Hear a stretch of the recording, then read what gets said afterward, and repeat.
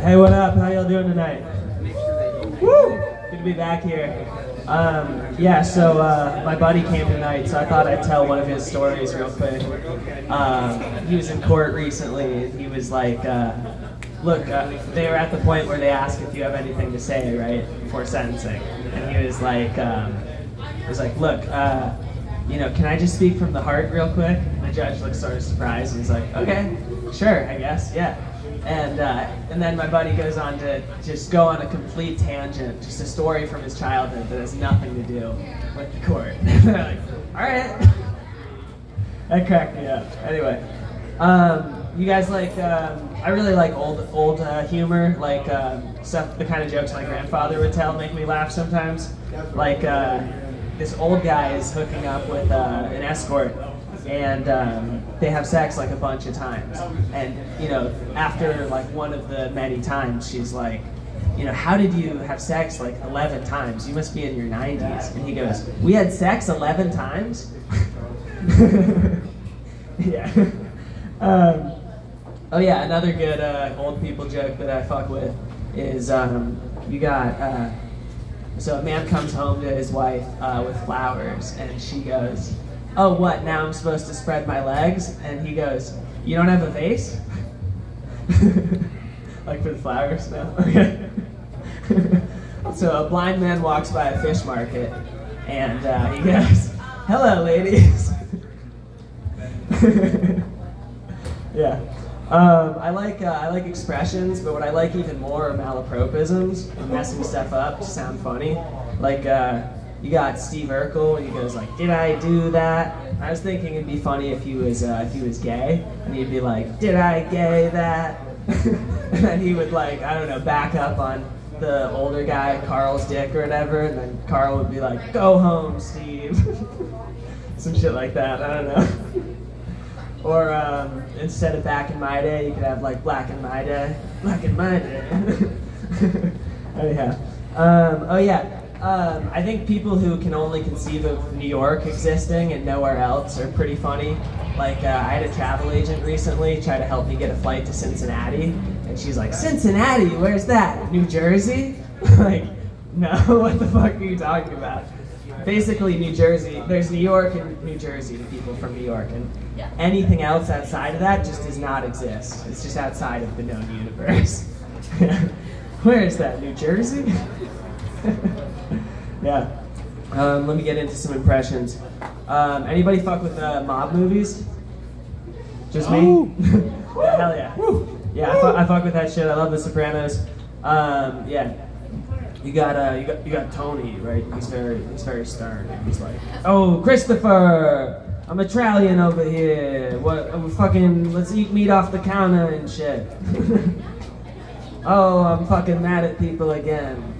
You know, he goes to therapy and shit, which is funny because it never helps him. It's just another excuse for him to be angry. I'm still pissed in here. I'm self-pissed. That's my diagnosis. I'm self-pissed off at myself almost.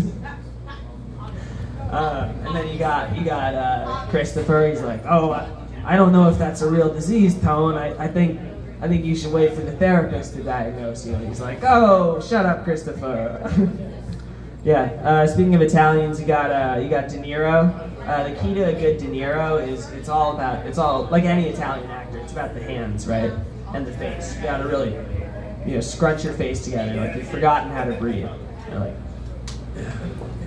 you know, some Raging Bull, and you know, every movie Scorsese's done, they put me in it, and you know, he's very like, everything he says is either yeah or he just kind of grunts, and like at a certain point, like, is that just like, they shouldn't pay the writers full. If you write for De Niro, like, you're not doing normal dialogue. You're just like, it's sort of like Sylvester Stallone. It's mostly grunts at this point.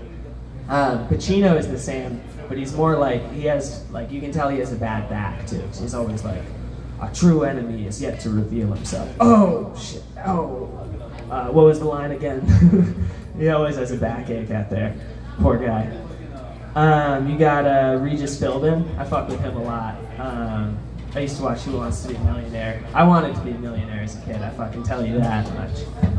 He's like, I found out he was Albanian recently, which is kind of weird, but whatever.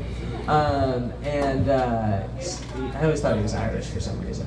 Anyway, he always walked in that show so drunk, and like I think it's hilarious to host a kid's show. It's just drunk, and no one calls you on it for like 30 years. Who wants to be a millionaire? I'm fucking drunk again. It's me, Regis Philbin. Who wants to give? Am I giving you money? Are you giving me? Let's do the show. Let's get this fucking going. Speaking of old legends, you got Harrison Ford. He's got a very low voice, and he kind of thinks he's tougher. I'm tougher than everybody else, They based Batman's voice off of this guy, off of me, Harrison Ford. Yeah, and they asked me who shot first, Han or Greedo, and I'm like, I don't give a shit. You're a loser. You're a nerd. You're a nerd for caring about stuff like that. Speaking of sci-fi, you got Jurassic Park. You got Jeff Goldblum, and the key to Jeff Goldblum is he ends everything going up. He's kind of a basic white chick. And I was in The Fly. I was also in was it Big Chill? Too Chill? Something about Chill. Duke Chillington? I don't know. Fuck it. I was in Jurassic Park. I thought I could put the dinosaur up my ass. They were like, that's a bad idea, Jeff. I don't know. Fuck it. Cool. All right. That's all I got tonight. Thanks.